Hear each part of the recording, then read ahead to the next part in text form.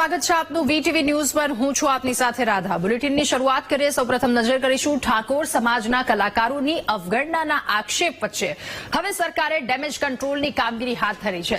સરકારે વિક્રમ ઠાકોર અને અન્ય કલાકારોને વિધાનસભામાં ગૃહની કાર્યવાહી નિહાળવા માટે આમંત્રિત કર્યા।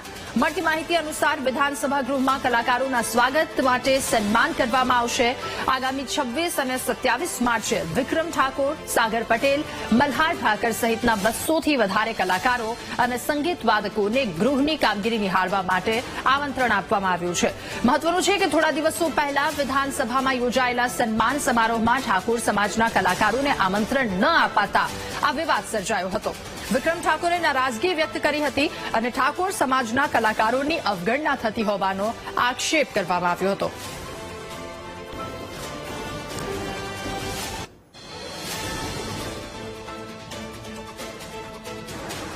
તારીખ 27 માર્ચ વિશ્વ રંગભૂમિ દિવસ છે। ભારતીય જનતા પાર્ટીનું સાંસ્કૃતિક સેલને જવાબદારી આપવામાં આવી છે। ભારતીય જનતા પાર્ટીનું સાંસ્કૃતિક સેલ દર વર્ષે વિશ્વ રંગભૂમિ દિવસ ઉજવે છે। રંગભૂમિ દિવસ નિમિત્તે ભગવાન નટરાજનનું પૂજન થશે। એમાં એ કાર્યક્રમમાં ગુજરાતમાંથી, આખા ગુજરાતમાંથી, ગુજરાતના દરેક જિલ્લામાંથી નાના મોટા તમામ કલાકારોને આમંત્રિત કરવામાં આવ્યા છે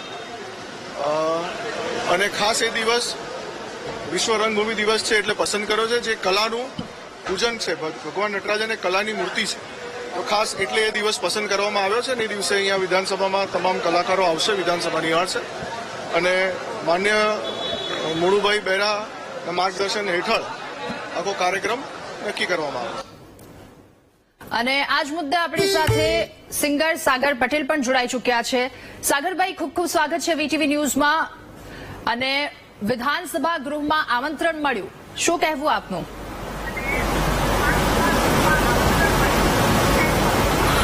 અમે ખૂબ જ હર્ષની લાગણી અનુભવીએ છીએ બેન કે સરકારે અમારી વાતને સ્વીકારી, કેમ કે મેં તો પહેલા જ કીધું હતું કે સરકાર મા બાપ છે।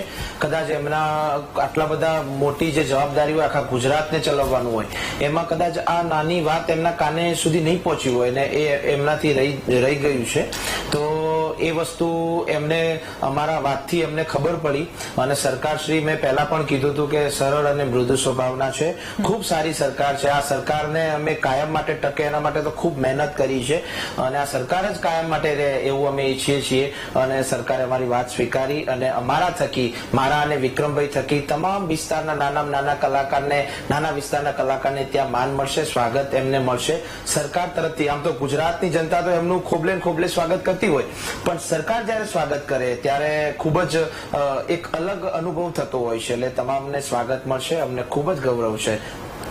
બિલકુલ સાગરભાઈ, આનંદની લાગણી કહી શકાય। સાથે સવાલ એ પણ થઈ રહ્યો છે કે જ્યારે આપના દ્વારા રજૂઆત કરવામાં આવી હતી અને ત્યારબાદનો આટલો આ સમય, શું કોઈ એવી કોઈક વાત કરવામાં આવી સરકાર તરફથી કે હા આ જે વાત છે એનું સમાધાન લાવવામાં આવશે?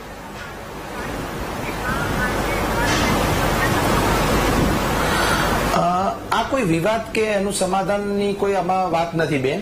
આ ખાલી એક અપીલ હતી કે એક મીડિયેટરો દ્વારા અમુક કલાકારોને જ પ્રેઝન્ટ કરવામાં આવતા હતા અને બીજા કલાકારોની બાદબાકી કરવામાં આવતી હતી। તો એક ધારો કે આપણા ઘરમાં 5 દીકરા હોય તો બાપને ખબર ન હોય અને કદાચ એમાં એમને કદાચ કોઈ ભેદભાવ થતો હોય તો આ એક ભેદભાવ કદાચ થતો હતો, તો અમે એક દીકરા તરીકે એક અપીલ કરી હતી। આમાં કઈ વિવાદ કે એનું સમાધાન કે એમાં એવી કોઈ વાત જ નથી। આ ઓકે, ઠીક છે। તો અન્ય કલાકારો સાથે આપની વાત થઈ, તેઓ શું કહી રહ્યા છે? એમનામાં કેવી આનંદની લાગણી?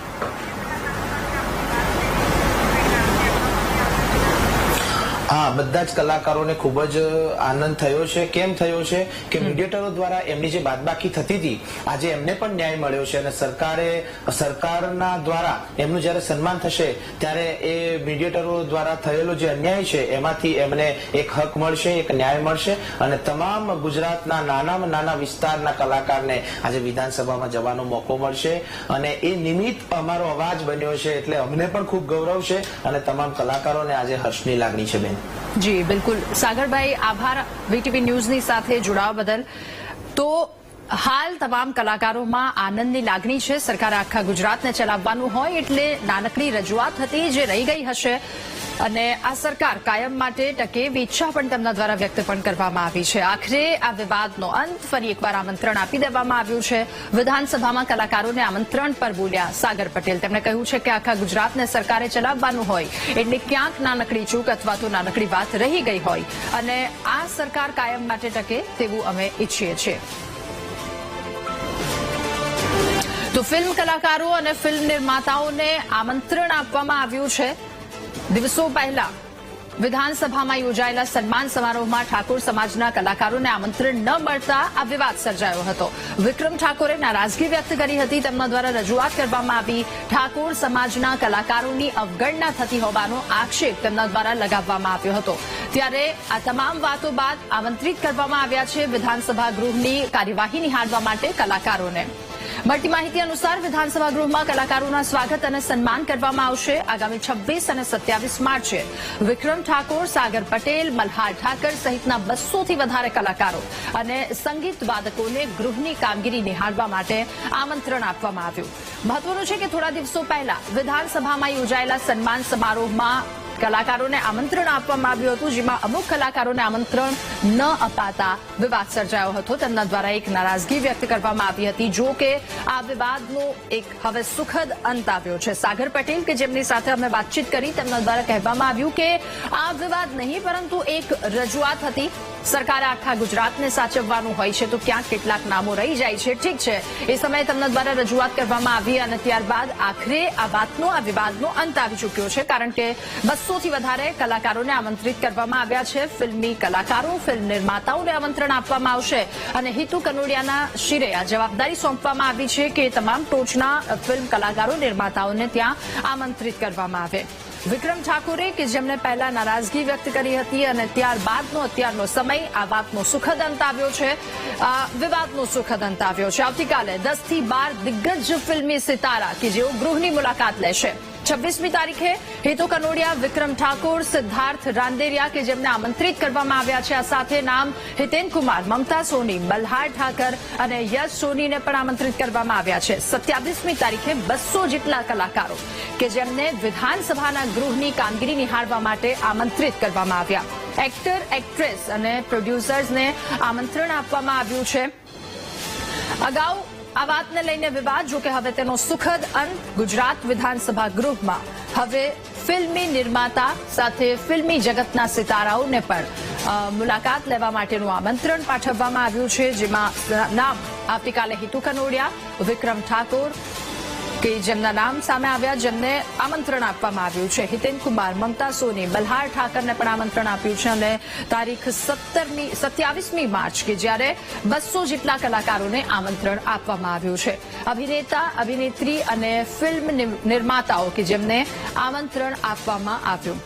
વિવાદ શું હતો? ઠાકોર સમાજના કોઈ કલાકારને ન બોલાવવામાં આવતા આ વિવાદ વકર્યો હતો. જો કે હવે આ વાતનો સુખદ અંત આવ્યો.